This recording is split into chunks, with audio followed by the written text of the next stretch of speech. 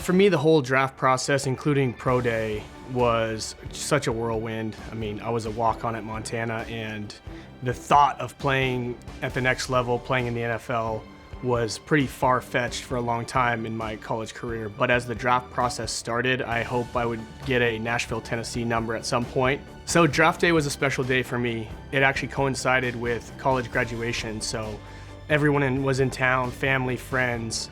But what happens when you're late in the draft is everyone just kind of gives up on you and goes home. And so I was sitting there with just my parents in an empty house. And part of my story is that I played college football with Brandon Fisher, and I knew a little bit about Coach Fish. And so we had been talking all day. And I remember he called me late in the 6th round and he said, "How you doing, man?" And I said, "I'm not doing good, bro. I'm doing really, really bad."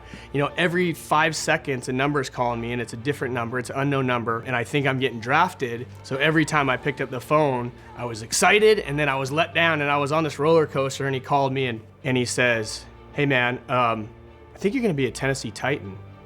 And I just said to him, I just stopped, I said, "Bro, now is not the time to be mother, beep, beep, beep, you son of a," just dog cussing him, calling him names, losing my mind. And turns out he goes, "No, bro, we're taking you at the 222nd pick.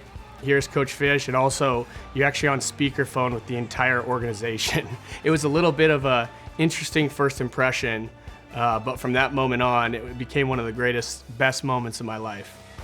I just remember being full of pride and honor, getting the chills just thinking about it, and feeling that first game, with an NFL helmet on.